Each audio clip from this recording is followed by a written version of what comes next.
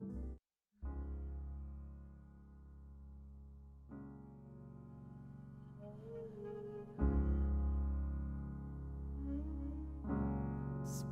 all your time waiting for that second chance, for a break that would make it okay. There's always some reason to feel not good enough, and it's hard at the end of the day.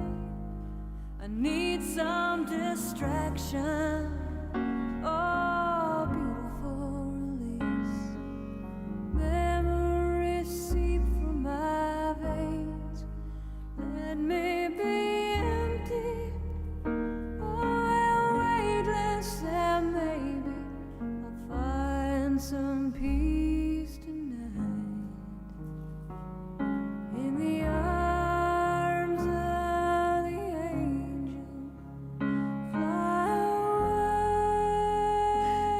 from here, from this dark, cold hotel room, and the endlessness that you fear. You are pulled from the wreckage of your silent Good morning. We gather here today to show the Johnson family our love, understanding, and support as we mourn the passing of Wendy, a loving daughter, sister, mother, aunt, grandmother, advocate, and friend to so many people. Today is our opportunity to celebrate her life and express our gratitude for having known her. The family appreciates you coming here today to share in this celebration. Whether here by live stream or in person, your love and support is so greatly appreciated. Wendy was deeply loved for who she was as a person. Her warmth and her smile and that twinkle in her eye could light up a room. She had that rare gift of making people feel better just by being near her. Today is not just a day of mourning, it's a day of celebration. We're here to celebrate her life, her love, her laughter, her generosity, and all the lives that she touched. By doing so, we're honoring her memory and keeping her spirit alive in each of us. Thank you for being here today. Your presence means the world to the family, and words can't express their feelings. It shows the impact Wendy had on so many lives, and it reminds her family that they are not alone in their grief. So why do we celebrate? Wendy was deeply loved by everyone, and that was because she loved unconditionally. She cared for people in a way that made them feel seen and valued. She was fun, warm, and full of life. She loved to dress in bright colors and cheerful colors that made you feel good, as I said, just by being around her.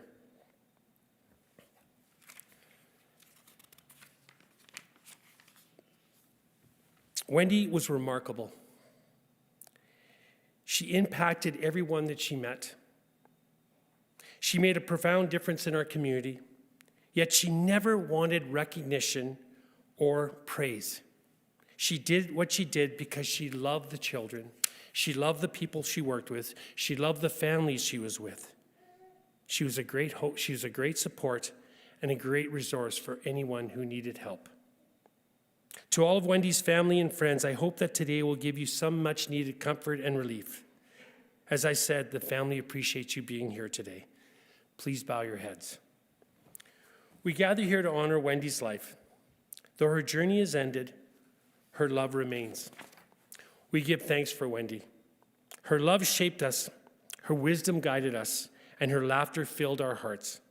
May we hold on to the joy she brought into our lives and find peace in the memories we cherish. Her spirit will forever remain with us. As we say goodbye, we ask for strength to face the days ahead. Grief weighs heavily, but love carries us through. May we find healing in the memories we hold, and may we support one another with kindness and care. To those who mourn, may love surround you. To those who grieve, may peace find you. Together, may we draw strength from one another, remembering that we are never alone. The love we shared with Wendy continues in the bonds we hold with one another. As I've mentioned, we are here today not just to mourn the loss of a truly wonderful and loving person, but to celebrate her life. A life marked by deep love, amazing strength, compassion for everyone she knew. Now, two very special people whom Wendy had deep respect for are here today to share a tribute to their friend. Bob Warner was one of the first people to hire Wendy, and at the same time, he also hired another Wendy, Wendy Clausen. The two Wendys worked together at City Hall, starting out as colleagues and quickly becoming close friends. At this time, I'd like to invite Bob and Wendy to come up and share their memories of Wendy.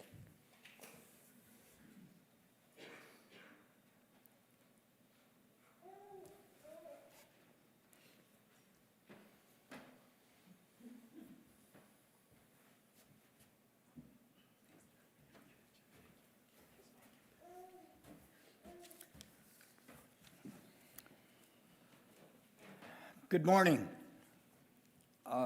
We are really pleased to see so many diversified friends with this celebration today. My name is Bob Warner, and this is Wendy's very dear friend, Wendy Clausen, who traveled from Red Deer.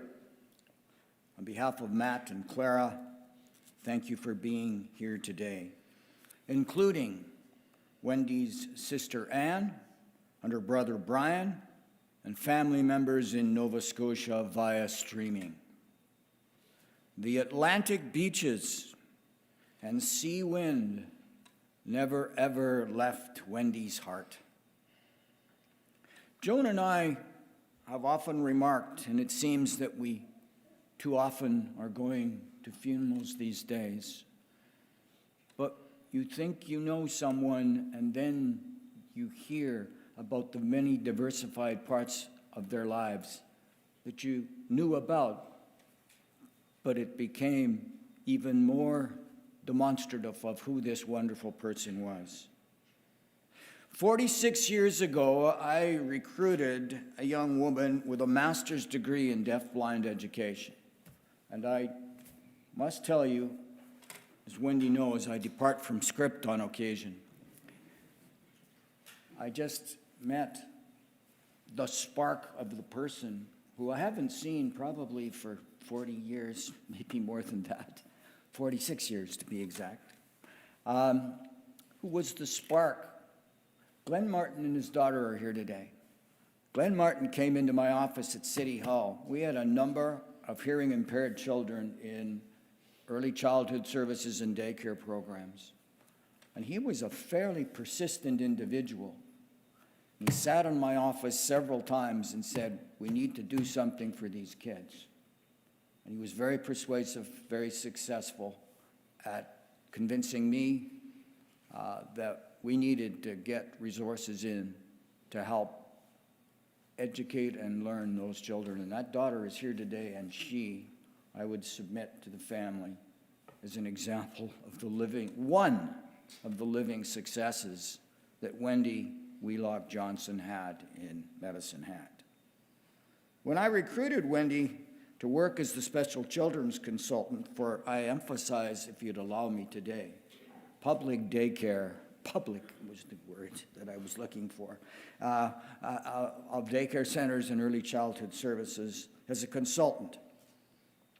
Every winter when it became as cold as it is today and the days before this, Wendy chastised me for driving her from the airport via the beautifully green-treed First Street. She thought our entire city was an urban forest. It was not long after when she realized that there weren't as many trees as Medicine Hat as I may have led her to believe. It was not a long interview. We hired Wendy almost immediately.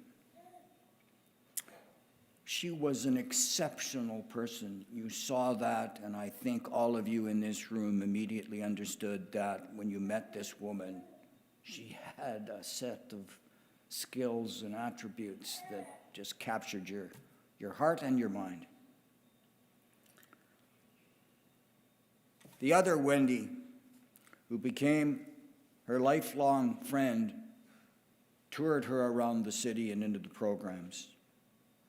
And they became to me not two Wendys, but rather Johnson and Clausen. Wendy, I can think of no one better than you to pay a tribute to our dear friend, Wendy Wheelock Johnson. Thank you, Bob. And thank you for hiring both of us. I am the other Wendy, the Red Deer Wendy, Wendy K. Wendy J was brilliant. Her knowledge and skill were the best I have ever seen. I loved to watch her work. I loved to work with her. We were such a team, and I think probably caused Bob some angst on occasion. Our relationship grew well beyond our work together. As our children arrived on the scene, it became clear to us that even the best grounding in early childhood, although very helpful, does not necessarily prepare one for all the challenges of parenthood. We celebrated the wonder and the joy that our children brought to us and nurtured each other through the trials and tribulations, those times often with a Rhine water. Wendy missed her times in her family in the Maritimes. She felt the distance acutely. She told me that she adopted our family, my family, as her Alberta extended family. And our family and friends welcomed her and treasured her.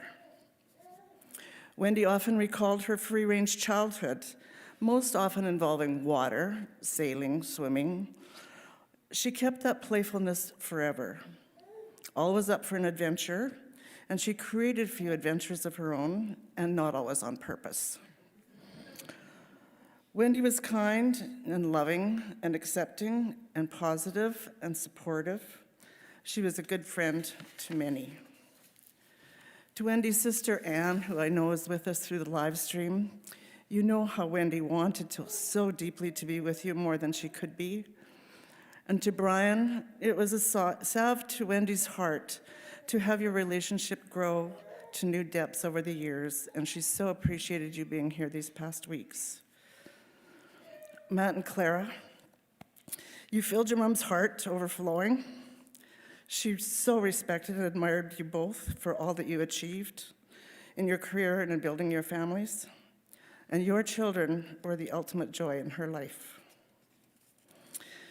Gregory and Sadie, as the two older grandkids, you have had the richest relationship with your beautiful grandma. You will be able to help Logan and Quinn nurture their memories and share stories with Kaya as she grows, letting her know how grateful and delighted her grandma was to get to meet her. 46 years involves a lot of stories. At the core is the deep friendship we had. We shared the deepest part of our souls. We forever explored ways to understand the world, from the personal to the political, the emotional to the intellectual. We shared some very painful parts of our lives, and we appreciated the beauty our lives gave us. And we had some good fun along the way. Bob?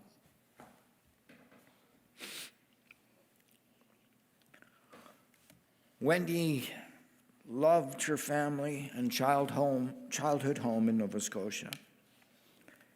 And accepting that position all those years ago was a gift to each of us. A gift to the many children, families she helped and supported. A gift to this community in all of her various roles. She was a joy to be around, and she knew how to party. And it happened frequently. To say that Wendy was the life of a party would be a gross understatement. Joan and I celebrated with Wendy, many a late night. By the way, we became so good friends that she moved across the street from us. And Clara, I don't remember Matt, but I remember Clara running through our yard and playing in the playground equipment behind our house. Whether it was regular golf, bridge, I'm told, 4 times a week, political campaigns, and there were a few, live music, cheering at grandchildren's sport events, and many volunteer organizations and activities. She helped to make this community a better place, not only through her actions, but through the people that she helped who have become community leaders in and by themselves. She was the role model for all of us, and her character and her values will live on in her children and her grandchildren. We thought Wendy was best described by the parent of an autistic child who Wendy worked with many, many years ago. The parent posted on the funeral home page the following when she wrote, "Wendy was a member of our family. She had an enormous positive impact on our family. Thank you, Wendy, for your many kindnesses and acts of service to vulnerable children and their families in Medicine Hat and in the surrounding region. She persuaded, communicated, advocated, cajoled, educated, and sometimes just plain old demanded that the needs of the child had to be everyone's first priority." Wendy? Wendy lived her values. She cared deeply for us all, loved us. She was fun and brilliant and scattered and wise. As we feel the darkness of losing her and sit with our sadness, we know her light will live forever in our hearts. Thank you.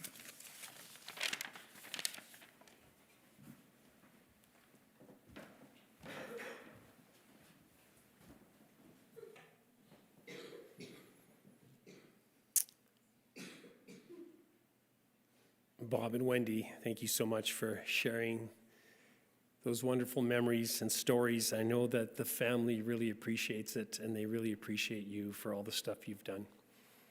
At this time, I'd like to call upon Sadie, Wendy's granddaughter, to come up and share her memories. Sadie?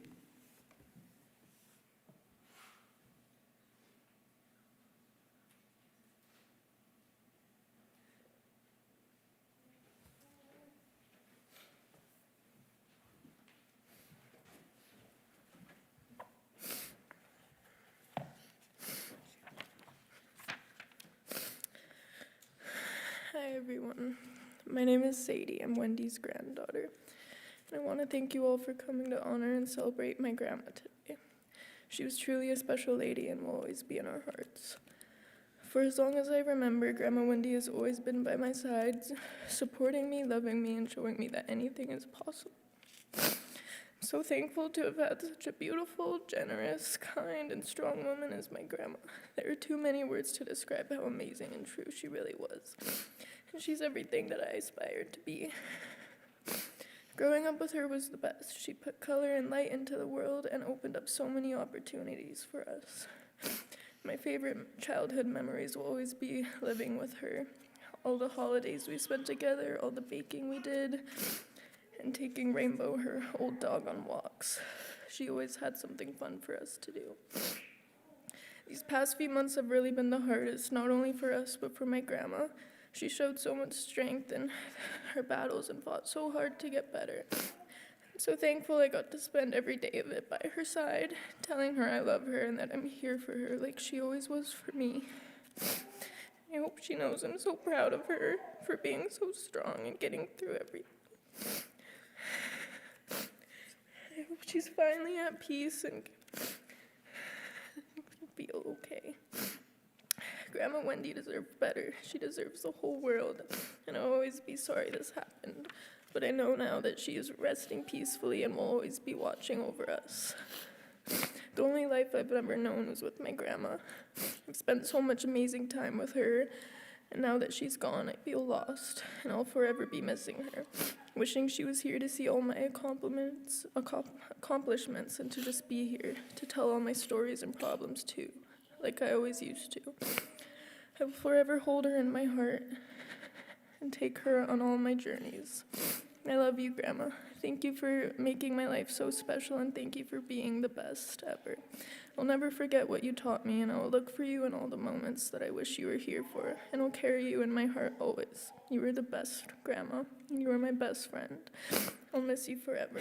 I love you so much, and I hope you rest in peace.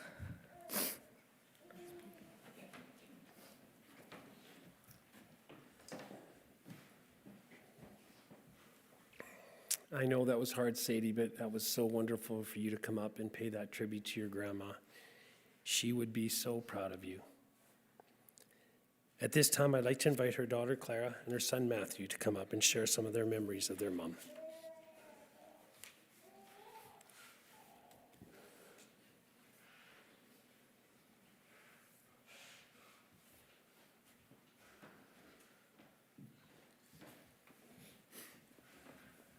Thanks, Matt.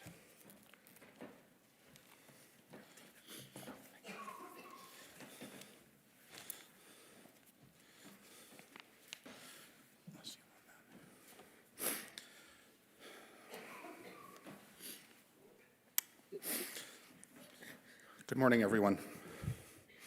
We want to start by saying how much our whole family is extremely grateful and appreciates everyone coming today, despite the weather, despite the cold, to celebrate our mom. Although the last few weeks and months have been incredibly hard, we have felt supported and embraced by our community, friends, and family, and we've appreciated every hug, every meal offered or given, and every kind word said along the way. On behalf of the two of us, we also want to acknowledge two important people who can't be here with us today. Our Uncle Brian and Auntie Anne, Mom's brother and sister, who are watching from Nova Scotia. Annie's unfortunately not able to travel to be here, but we're glad that the two of them can be together today to watch. We know Mom would have wanted that as well. We were also very grateful and fortunate that Brian was able to be with us in Medicine Hat before and after our mom passed. His presence was hugely comforting as we grieved together. We love you both, and although we're sorry you can't be here, we're glad you can join us remotely. We also want to welcome our Eastern cousins, who may also be joining us remotely, as well as anyone else who is watching. Clara and I wanted to do this tribute together. Clara wasn't sure how much she was going to be able to say, so I agreed that I would start and try to take the bulk of it. And Claire's going to handle the middle part, where she'll share some of her memories and stories as well, and then I'll conclude for us both. So I'm sorry that means that you're going to get a bit more of my stories and my memories, but I hope that's okay. I hope you're doing okay.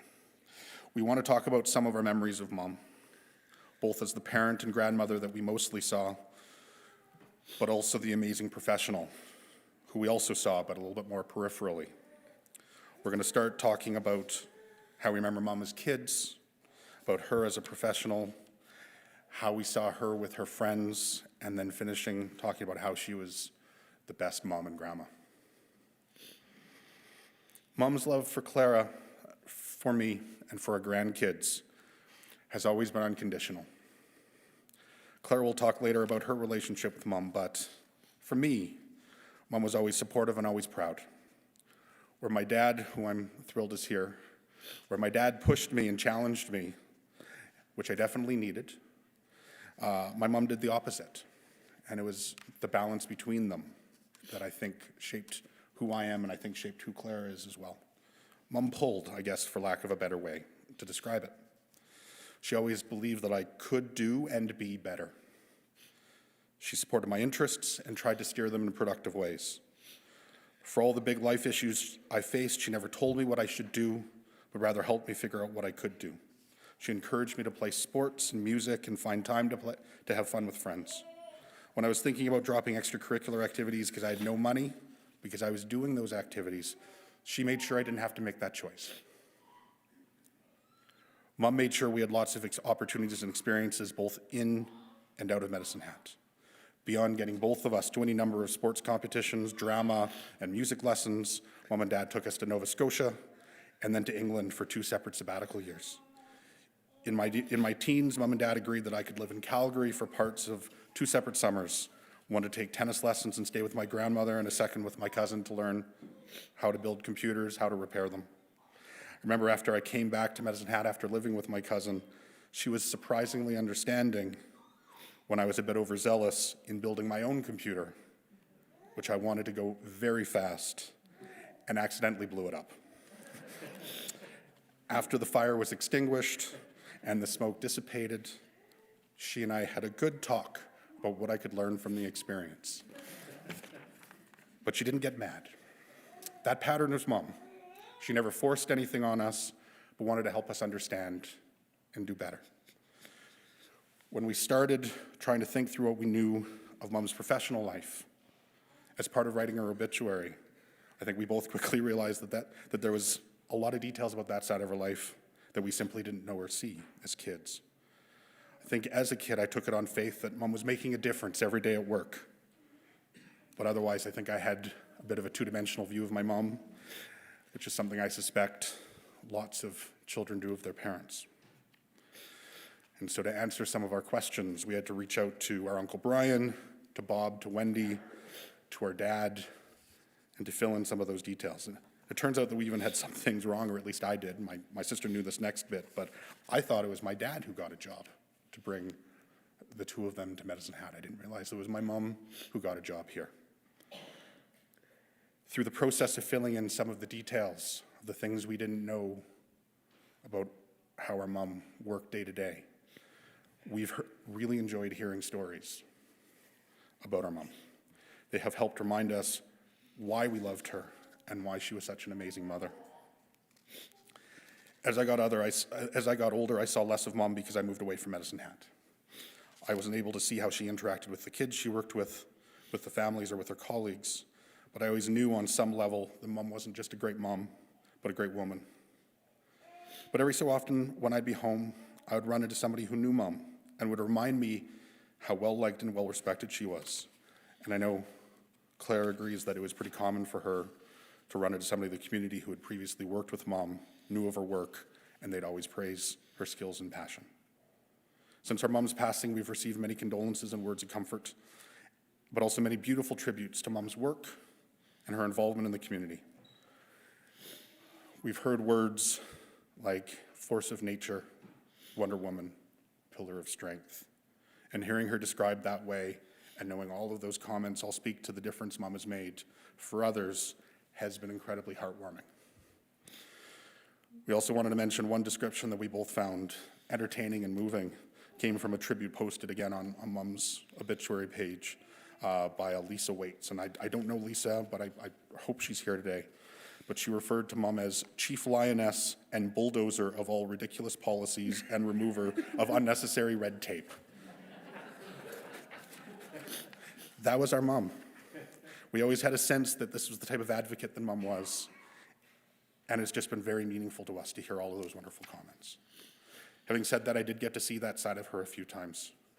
I helped develop the program that she used working with children when she was the director of special education at Southview Kitty Campus. And despite Mom being one of the least technologically capable people I've ever met, she wanted to track what she was doing with the children she was working with. And designing her program gave me some insight into the serious developmental challenges those kids and their families were facing, and how important it was to connect them with speech-language pathologists, OTs, early childhood workers, and other experts. And it was through that I started to understand what it was that she did. I was also lucky enough to rely on Mom's expertise a couple times in my work. The two examples I thought of both came from when I was working up in Yellowknife as a prosecutor. In one case, we had a witness from a remote northern community who was deaf. And a serious trial had collapsed when my colleagues in the court realized that she wasn't fluent in ASL, as everyone had assumed. Fortunately, I had an expert in hearing impairment in my back pocket. I convinced a senior lawyer in my office that we should take the case and that our first step should be to call my mom. Not my most professional moment in my career, but Mom took the call. She gave us great advice and put us in touch with an amazing contact that we worked with for the rest of the case. And because Mom couldn't not be Mom, I tried to end the call professionally. I remember saying, "Thanks, Mom, I'll talk to you soon." And she responded, "Love you, Matt."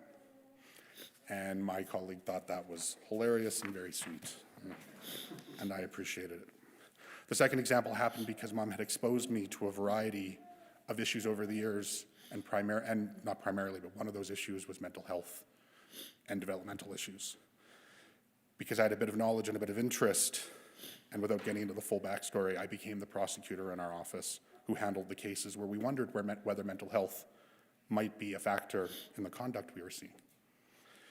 And if so, there's an opportunity to use the justice system to address root causes and maybe see if we can steer someone towards treatment, other types of help, rather than just putting them in jail. The problem is that I didn't actually know anything.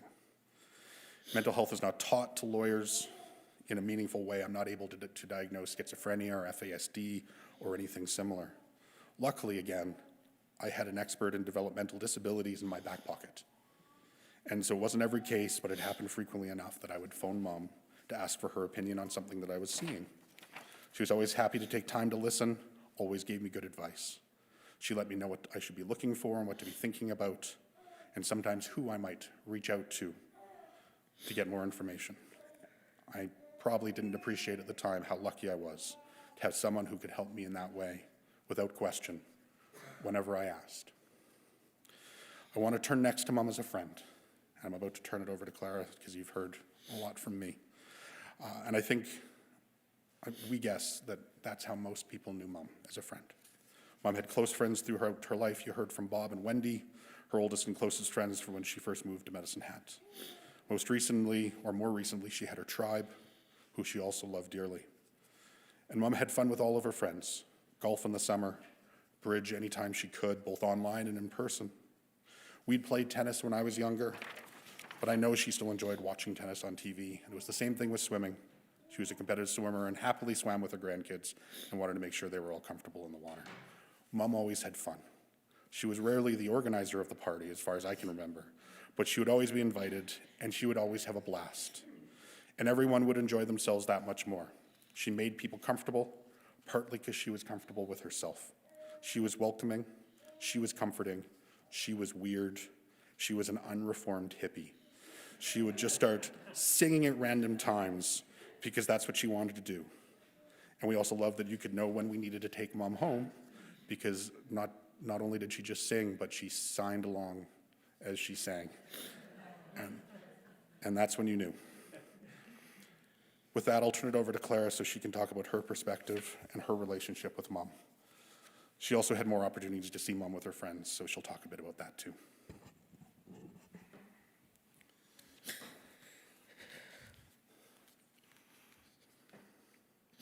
Our mom was the best mom. She was my best friend. Always happy, social, full of life. And as mentioned in a beautiful tribute, she always had a twinkle in her eye. She was a very colorful person. You could just see it in her personality and style. She always wore the best outfits, jewelry, and the craziest glasses. This cover-up I'm wearing today is hers, and I think it reflects her personality well. And I think she would have loved that I wore it today. As Matt said before, she was always singing and making up her own songs. Even when I was a teenager and she'd be driving me and my friends somewhere, and she would be making up songs about what we were doing and where we were going. At the time, I thought she was just trying to embarrass me. But now I know that was just her. She was just always unapologetically herself. She was always there for me and my friends. Always made time to develop strong relationships with my friends throughout the years and loved them just as they loved her, providing each of them with support. This is how she fell in love with her four-legged best friend, Rainbow. What started as temporary soon ended up permanent as Mom and Rainbow grew to have an unbreakable bond. She always wanted to spend time with me and my friends. She was the one who introduced us all to martinis. Martinis were for one, but martinis were to share, and also a good way to clean up the liquor cabinet. And I'm pretty sure this was also the time the toonies came out. Our family will always remember our many camping trips at Old MacDonald's Resort, especially the time when we were on our way home and had made it back to Medicine Hat after driving 500-some kilometers, and Mom turned off Trans-Canada Highway onto 3rd Street Northwest, and we were literally about 2 kilometers from home, and the propane tank fell off the back of the trailer and got wedged, and the fire department had to come and close down part of the road to safely remove the propane tank. It took us a while before we were able to joke about that one. Same with the day I got my learner's license. The day I turned 14. My mom let me drive from the beginning of our court, and as I pulled into her driveway, I stepped on the gas instead of the brake. But she never yelled. She was calm, and as Matt mentioned earlier, she just made sure the lesson was learned.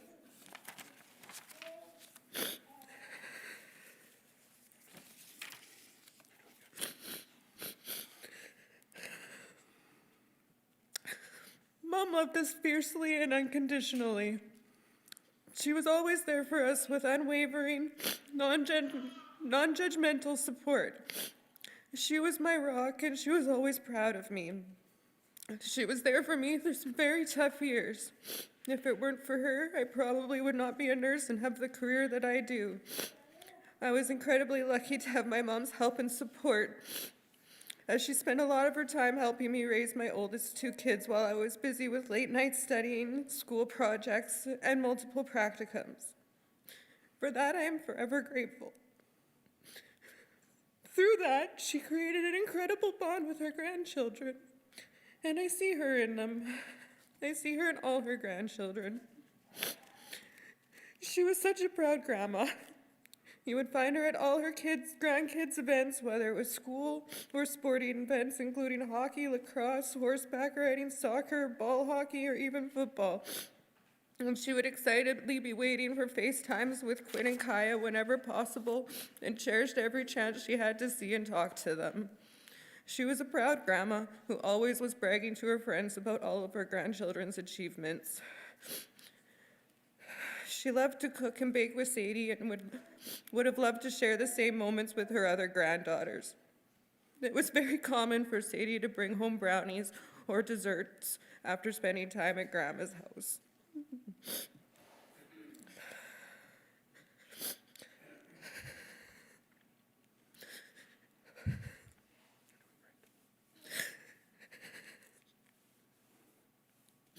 Over the last year, our relationship as mother and daughter changed. She needed more help, and I was taking on more of the caregiver role. Through all this, one thing never changed.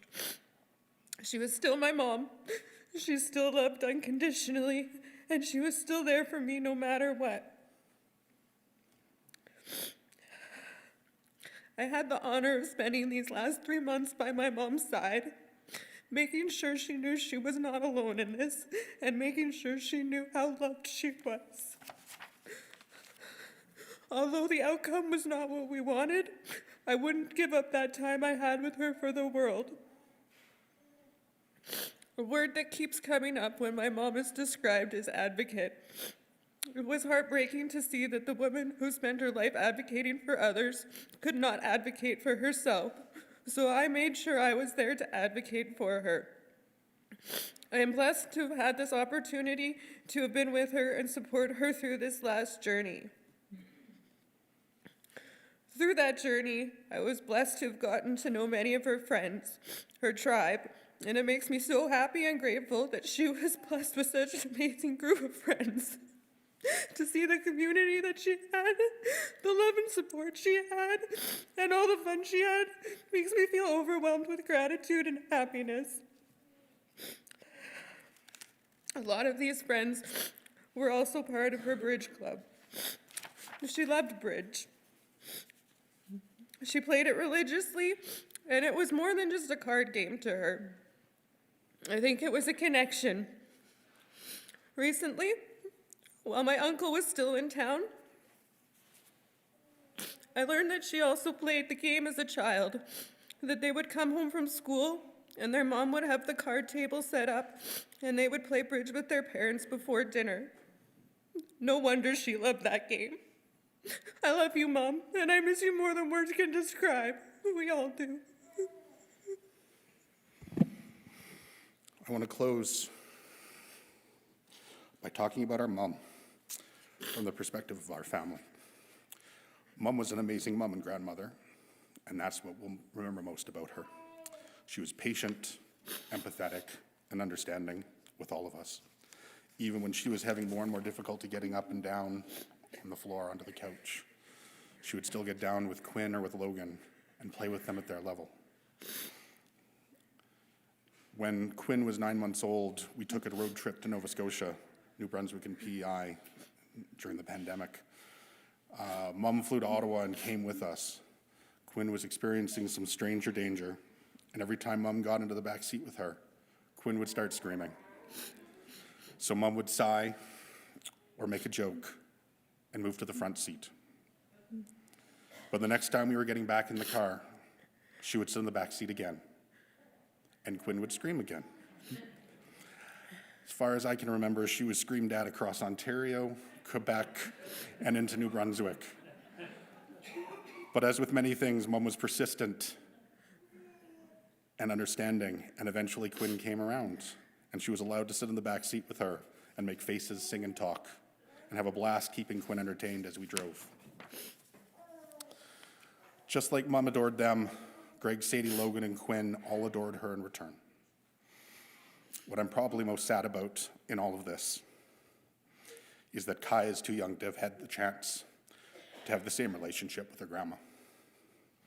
At the same time, though, I'm immensely thankful that Mom and Sadie were able to come to Ottawa in August to meet Kaya and to spend a week with Quinn, just a few weeks before she was hospitalized. Mom loved all of us, but I would also be remiss if I didn't mention that Mom's love was always a bit impractical. Her gifts were often lovely, but not fully thought through. And I don't know why this is what I think about Mom when I think about her as loving as giving. Mom decided that I needed to cook better, and that one of the ways to help me do that was to get me better knives. And so for several years in a row, she got me beautiful carving knives, different types for Christmas, big bread knives, different carving knives, and they were beautiful. However, I don't think it ever occurred to her that I had to fly home after the holidays and generally hadn't booked tickets with checked bags. And when I pointed out to her that airlines generally frowned on their passengers traveling with large carving knives in their carry-on, it was obvious that she hadn't thought at all about my return trip. She would laugh at herself, make a joke, and then do the exact same thing the next year. One year, she bought me a mini pool table because she decided I needed to have more fun at work and have something my friends there could do while spending time in my office. Incredibly thoughtful. But again, the pool table was bigger than a bag, which I didn't have. And so it was one of many gifts that Mom gave me that had to travel to Ottawa or to Kingston by bus. Same thing for the large quilted blanket she gave me the year after that. And more recently, my mom started taking a similar approach for her gifts to Quinn. A couple of years ago, she got really excited about getting Quinn some neat styrofoamish beads that stuck together and which you could build with. And she was so excited, she got a value-sized pack, like 24 tubes, all in different colors. And no child in the world has ever required that much weird sticky foam bits, though I'm sure Quinn would have happily taken her best shot at using it all, had we agreed to take it all home. Instead, Laura and I packaged up half of one of those tubes. And it was more than enough for an inquisitive 2-year-old. I'm not sure what happened to the rest of the weird sticky styrofoam bits, but I suspect there were a few other happy children around Medicine Hat those holidays. And similarly, last year, Mom decided that Quinn could really use her own personal teepee so that she would have somewhere to read, play, and hide out in. Unfortunately, the teepee she found was taller than me and took up most of our old living room. Mom seemed genuinely surprised when I told her that there was nowhere to put her massive teepee gift, and again, just started laughing about it. So with Mom's permission, we hid it until we moved to a bigger house. And now Quinn loves her teepee, but it was a very Mom type of gift. That's how Mom was. She found something that she thought we would love, and nothing else mattered. And that's how Mom was every day, and how we'll remember her. Nothing else mattered more to her than her friends and family. She loved us with all of her heart. We always knew that she was a phone call away, no matter what was going on. And it's devastating to know that she'll no longer be there in those moments. But at the same time, we would not be where we are without our mom and what we learned from her. I know she was proud of me and Laura, Claire and Lee, and incredibly proud of her grandkids. And I want to say, watching especially Sadie and Greg over the last few months, I'm incredibly proud of them too. The best way we can all honor Mom's memory is to remember what made her amazing and keep trying to make her proud every day. Today, though, I'll just end by saying that I love my mom and I miss her more than anything, as does the rest of our family. Thank you all for coming to support our family, to celebrate Mom's amazing life, and we're hoping you either will join us at the gravesite or stay for the reception afterwards, because we would love to hear more stories about our mom as well. So thank you all very much.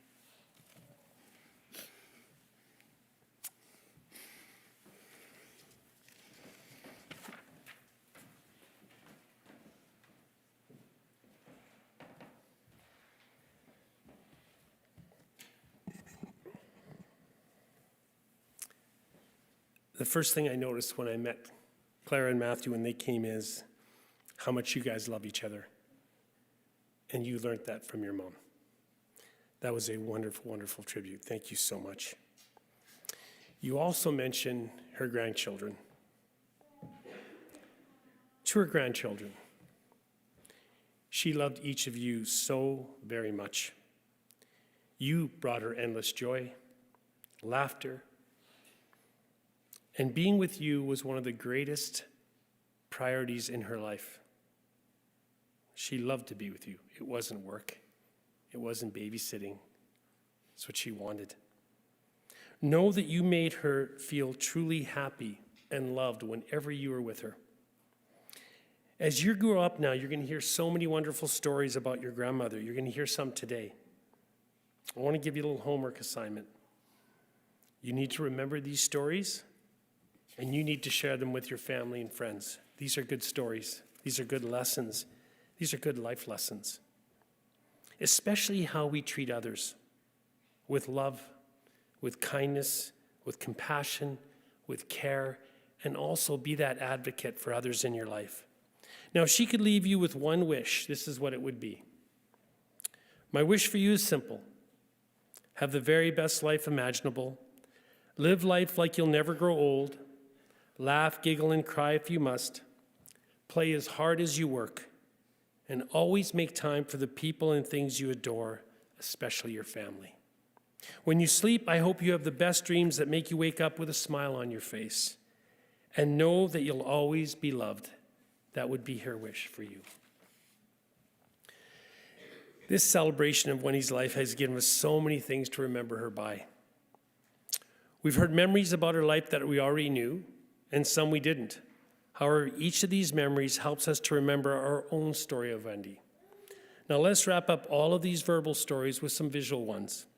As the photos of Wendy and her family are flashed up before you, please, please remember to celebrate these wonderful memories of her life and the impact she had on all of you.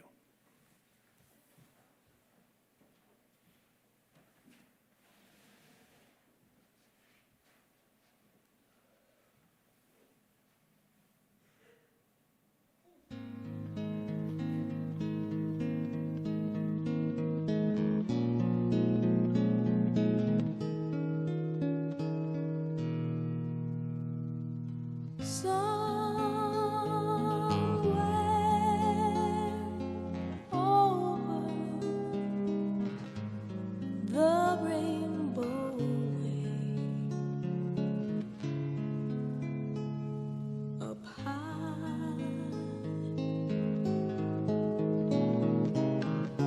in the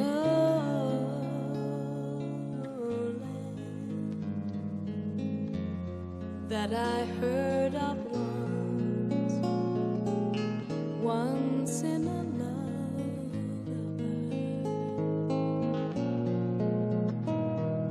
Somewhere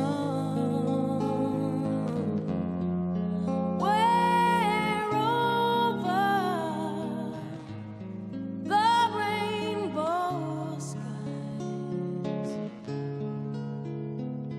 are blue.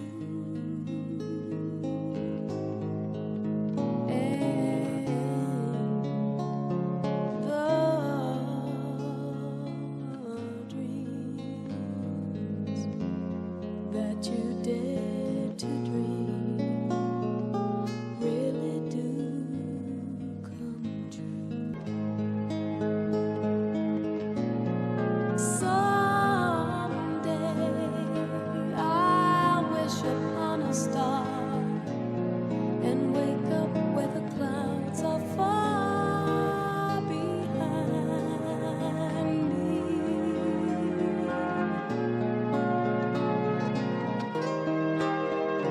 Where troubles melt like lemon drops away above the chimney tops. That's where you'll find me. Somewhere over the rainbow, skies are blue, and the dreams that you dare to dream really do come.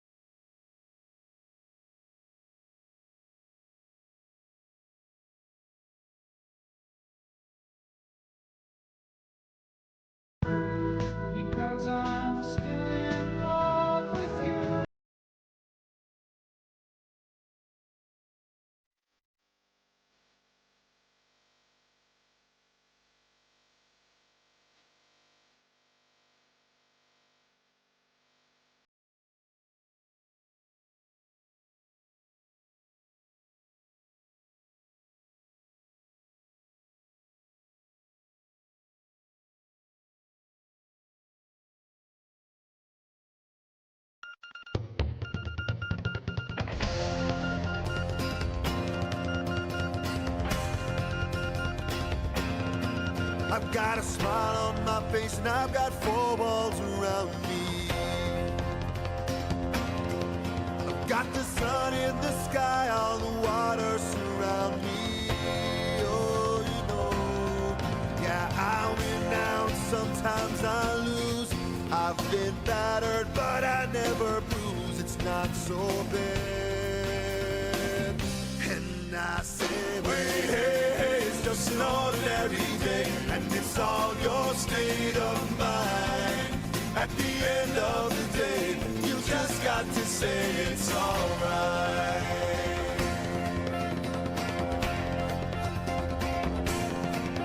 Janie sings on the corner, what keeps her from dying? Let them say what they want, she won't stop trying. Oh, you know, she might stumble if they push her around. She might fall, but she'll never lie down. It's not so bad. And I say, wait, hey, hey, it's just an ordinary day, and it's all your state of mind. At the end of the day, you just got to say it's alright. 'Cause it's alright, it's alright, it's alright.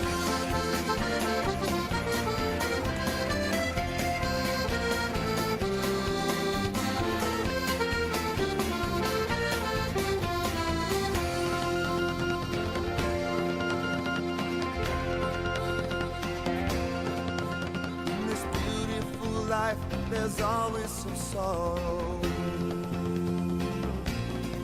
And it's a double-edged knife, but there's always tomorrow. You know, it's up to you now if you sink or swim.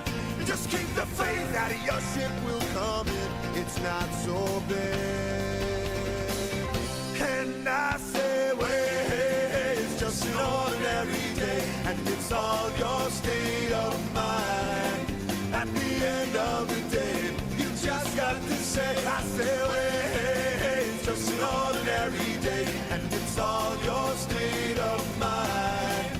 At the end of the day, you just got to say it's alright. 'Cause it's alright, it's alright. 'Cause I've got a smile on my face and I've got four walls around me.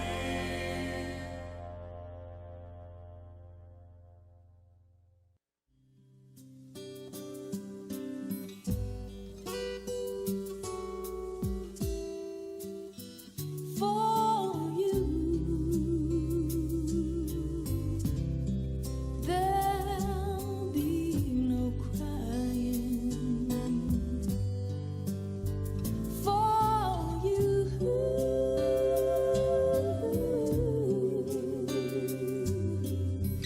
the sun will be shining, 'cause I feel that when I'm with you, it's alright. I know it's right. And the songbirds keep singing like they know the score. And I love you, I love you, I love you like never before.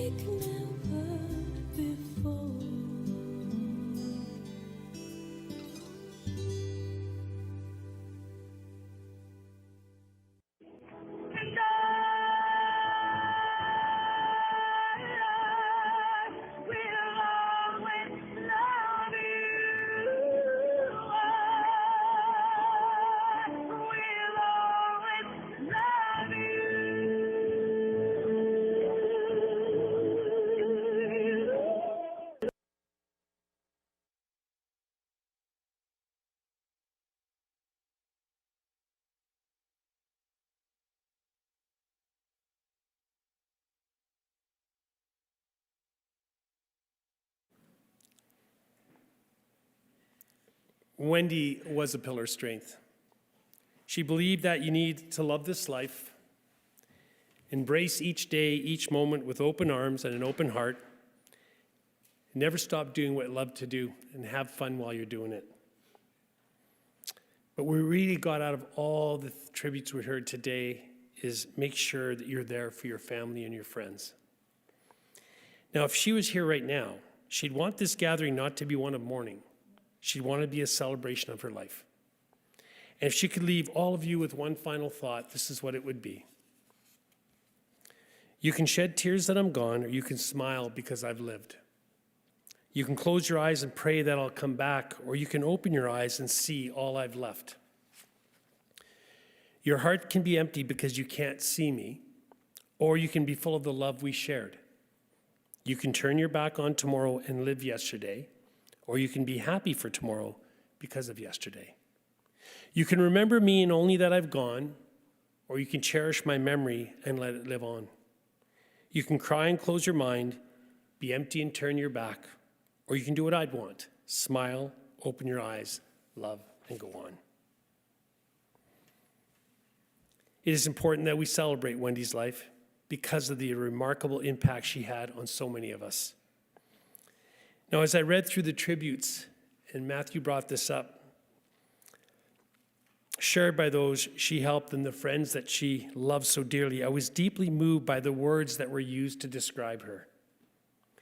People spoke of Wendy as compassionate counselor, a passionate educator, and a fierce advocate. When she helped you, she did it wholeheartedly. Wendy was wise, she was resourceful, and endlessly dedicated. She always seemed to know where to go, who to call, or what could be done to support a family, a child who was in need. She would never quit.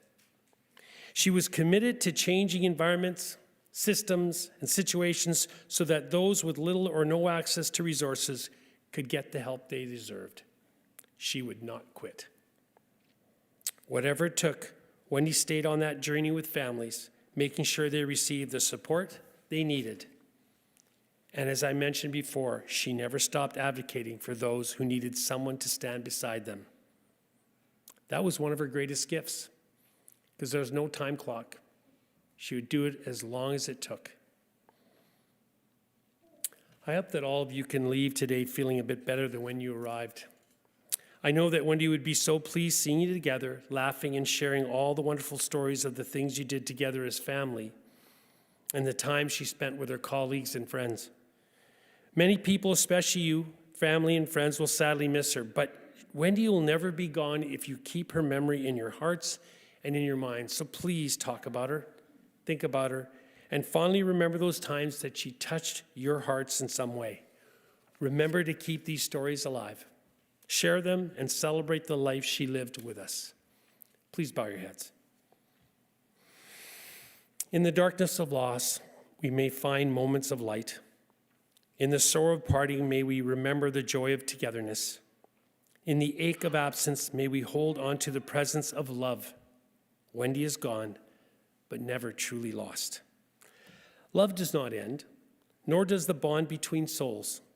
Though Wendy has stepped beyond our reach, her presence lingers in the quiet moments, in the laughter of loved ones, in the kindness we share. May we always feel love surrounding us. Now, on the inside of the funeral card is a beautiful picture of Wendy, and she's wearing a hoodie that Sadie's wearing today. And I kept looking at that picture, and I went, on her hoodie it says, "It's a Wendy thing. You wouldn't understand." I think I do understand. As I mentioned before, what the Wendy thing was her compassion, her passion, her advocacy, her wisdom, her fierce commitment, and her unwavering love. It was a legacy that she built through kindness, through courage and service. But above all, to her family, a Wendy thing meant that she was a loving mother, someone who would do absolutely anything for the people she loved most, her family. She was also a loving grandmother whose love generosity, and support were unconditional. And as I mentioned, she adored her grandchildren, and they adored her. To her children, she was not only a mother, but as both Claire and Matthew, she was their best friend and a constant source of comfort and strength. And it didn't matter what time of the day you needed her, she would be there. Wendy was always there, and her legacy will live on in us. The way she loved, the way she cared, the way she advocated will continue to shape us and inspire us to be better people. As many of you know, Wendy played such an important and beautiful role in the lives of the people she met. She adored all of you, and she adored her family. Now, it's only fitting, we talk so much about how much her grandchildren meant, but it's only fitting that we invite Logan to come forward, and he'd like to share a special poem for his grandma, one that expresses not only his love for her, but also the feelings shared by all the grandkids. Logan?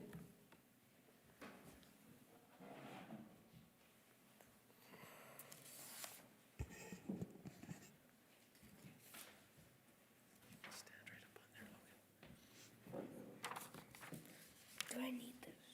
Just so everyone can see you, so you're tall enough. You're taller than me now. Do I just Start there. Grandma, your life was full of loving deeds, forever thoughtful our special needs. Today and tomorrow, my whole life through, I will always love and cherish you. Good job. Thanks, Logan.